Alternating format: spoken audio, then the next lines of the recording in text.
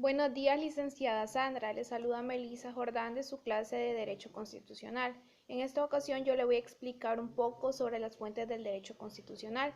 Para comenzar tenemos que tener muy en cuenta qué son las fuentes del derecho y es todo acto o hecho creador de normas jurídicas. Eh, las fuentes, la palabra fuente tiene diferentes connotaciones. Entre ellas está la fuente de producción, fuentes de cognición y la fuente de elaboración. Cuando hablamos de fuente de producción es aquel órgano o sujeto competente para poder producir la norma.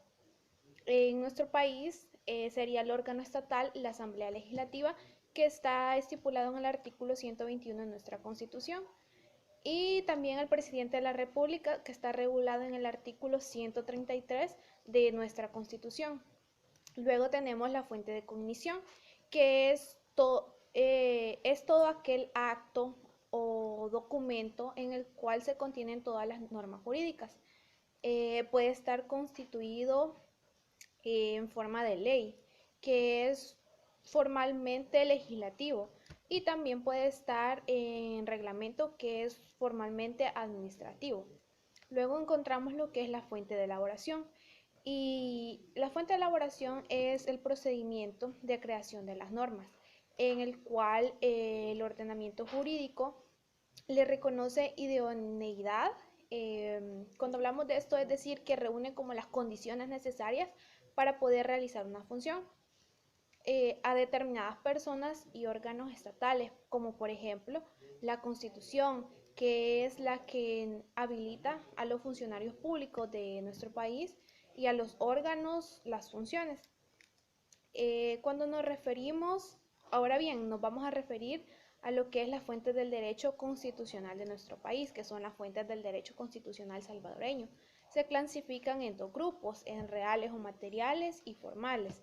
Las materiales son todos aquellos factores o elementos materiales que determinan el contenido de las normas.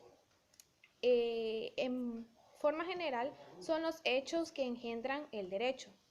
Ahora bien, las fuentes formales, según Abelardo Torre, son los distintos modos de manifestación del derecho positivo y, si se quiere, de las normas jurídicas enfocadas con relación a su origen. Estas fuentes formales son nacidas de hechos generales y abstractos. Dentro de las fuentes formales tenemos lo que es la ley, que es llamada por algunos autores como legislación, y es esta, esta ley o la palabra ley es considerada la más eficaz e importante de esta clase de fuentes. Es el proceso por el cual uno o varios órganos del Estado formulan y promulgan lo que son determinadas reglas jurídicas de observación general, a las que se le da el nombre específico de leyes. En nuestra Constitución de 1983 encontramos lo que es el proceso de formación de ley, que está regulado en los artículos 133 al 143, donde nos explica como los pasos para poder reformar alguna o poder formar una ley. Dentro de las fuentes formales está la jurisprudencia, que debemos entenderla como el criterio uniforme de resolver determinada cuestión jurídica, que resulte de una serie de fallos concordantes dictados por un mismo órgano jurisdiccional en casos de idéntica naturaleza. Luego encontramos lo que es la costumbre dentro de las fuentes formales, que se debe entender como una forma manifestativa específica de la realidad jurídica, y no en el sentido general de uso, como por ejemplo la costumbre tiene una práctica repetitiva, recurrente, que se repite, implantando en un conglomerado y considerados por esto como normas, aplicándolas un carácter de obligatoriedad.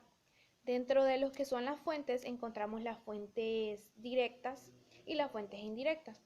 Las fuentes directas o inmediatas son las que producen inmediatamente la aparición de la norma jurídica en el mismo ordenamiento constitucional, mientras que las fuentes indirectas o mediatas son las que surgen en otros ordenamientos con la finalidad de producir relevancia en ordenamientos constitucionales.